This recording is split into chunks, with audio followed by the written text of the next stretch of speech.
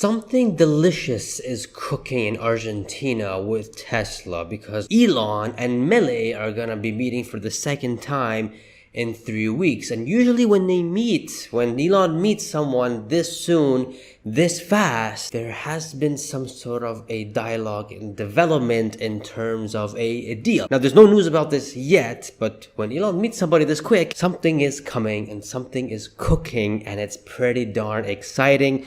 I'm going to be going over on what the meeting is probably going to be about, what this could potentially mean for Tesla and Tesla investors, and my thoughts on what's going to happen with the announcement that I think is going to come soon. So this is going to be a juicy video. So smash that like button, hit subscribe if you haven't already, and let's get down to it. So 3 weeks ago, Milei and Elon, they met up. They had a cool discussion about opportunities, defending free speech, being free markets, all that kind of good stuff. But here is the interesting part that got me a little bit okay.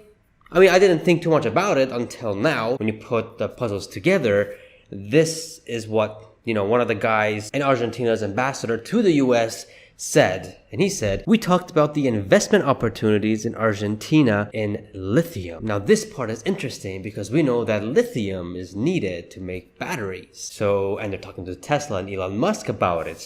And if we look at the world's list of reserves of lithium, Argentina is number 3. I mean, look how dark that is next to Bolivia. But 2.2 million megatons of lithium in Argentina. Now, I thought Brazil was going to be a potential spot for Tesla, but looking at these data points and looking what's been going on with Elon and Milei, it looks like that has been shifted to Argentina. But let's keep going with this. He also said, "We're very committed to not only exporting raw materials, but also to adding value in one way or the other, helping out Tesla and the shift to the EVs, transitioning to sustainable energy." Exactly Tesla's mission. He also added that Musk said he wants to help Argentina. What kind of help? Right? So all these pieces of puzzles coming together now that we learned that Elon Musk is meeting with Milei again. Now, here's the thing. If you guys don't know, Argentina is in big, shambles. They're in a big recession.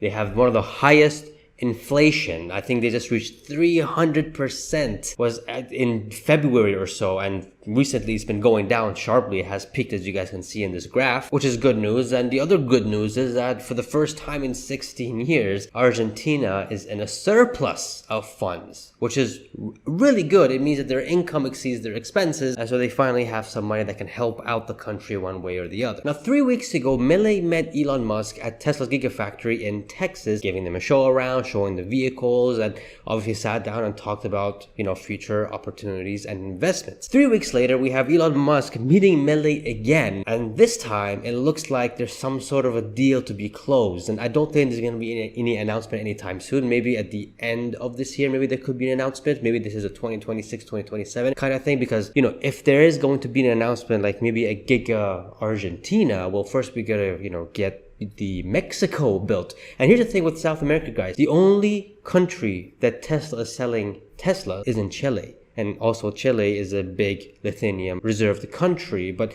Chile is the only country in South America that Teslas are available that you can buy, which is a massive untapped market for Tesla.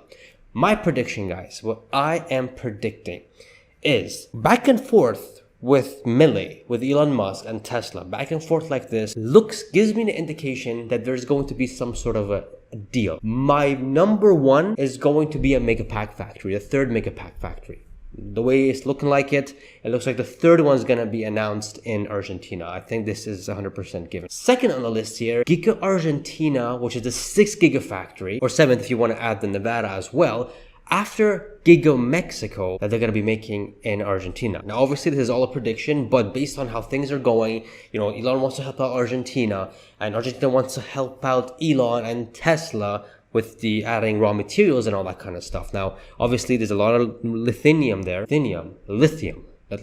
lot of lithium there that also needs to be refined. And we know that Tesla is doing that already in Texas. So why wouldn't they do it in Argentina also? So I think what's being planned is Argentina is going to be having the whole deal. The Megapack factory, the Gigapack factory, the Gigafactory, the refinery, and anything else that's big that Tesla has, that every other country is begging Elon to have in their country, that's begging Elon to have Tesla there. Looks like Argentina is going to be getting that 6th place. Obviously, it's just a prediction. However, though, it looks like a educated and a more realistic prediction, you may say. I genuinely thought in the beginning that, Brazil's gonna be the next spot. But the way how Brazil's going, and with Elon and with his eggs and freedom of speech, and it looks like there's something going on there with their, democracy and all that kind of stuff. Why go to Brazil when you can go to Argentina where you have everything there already? Again, Argentina has more lithium than Brazil. So the raw materials are there. And here's the thing, guys. Tesla does need some sort of a factory in South America. It's a big part of the world that's, again, untapped for EVs. EVs are not really available there. There are a lot of Chinese cars there, though. And there's a lot of people in that world. And if you can have a very affordable model, and you can eliminate the gas and have them charge, which is going to be a whole lot cheaper, well, then it's a massive market. And it's a step to transitioning the world to sustainable energy, which is, again, Tesla's mission, Tesla's goal, and something that Milei really wants to help as well. Argentina wants to help as well. And at the same time, helping the economy of Argentina. So this is very, very exciting stuff coming. And I wouldn't be surprised that later this year we may get an announcement, maybe in Q3, Q4, maybe in the shareholder meeting, that, hey, yeah, we are going our next Gigafactory after Giga Mexico, or maybe even before Giga Mexico, I guess, breaking ground. We're going to start in Argentina, Megapack factory, Gigafactory, a lithium refinery, and so many other things, supercharging, all that kind of stuff. We're going to be starting in Argentina. And that, my friends, my folks, girls and gals, is flippin' delicious. If we can get, and I think obviously this Gigafactory is going to be a 3rd generation factory where, it's going to be the on-box with the robotaxi and the affordable vehicles that's going to be there in that country. So you can bet it's going to be printing volumes of vehicles. And this is obviously long-term bullish for Tesla. They're just going to come up with the investment and stuff. So honestly, I didn't see this coming. I didn't even know that I was going to have this type of a prediction this time. I was eyeing India, but the problem with India is, as you guys can see, they don't have much materials there. And it looks like most of the things are going to be imported there unless there is some sort of deal that can break through with the Indian government, because they're so hard to deal with, giving them hard tariffs and then, giving them limitations, while Argentina is like, hey man, I got everything here. I have everything you need here. And here's the thing. This is an untapped market for you. It's an untapped market for you, and I'm willing to help. And everything's here. The materials are here. Just come here and, build up. We can support each other and things are gonna be great. So that is a sheesh moment, and it looks like this, I'm gonna give this a high chance of maybe as high as 80% that this is gonna be the case. The whole package, Megapack factory, Gigafactory, and lithium refinery, giving them jobs, helping the economy out, and overall, helping each other out, Argentina and Tesla as well. So I think this is a sheesh moment. This is good developing news going on. So let's see what happens when Elon Musk meets Milei today. I doubt we're going to get anything juicy out of it, and that's going to be saved for another time. But that is flipping cooking. If you could smell what Tesla is cooking. I've got the rest of the thing. Shout out to The Rock for that. That's good stuff. That's good stuff. But you know what else is good stuff?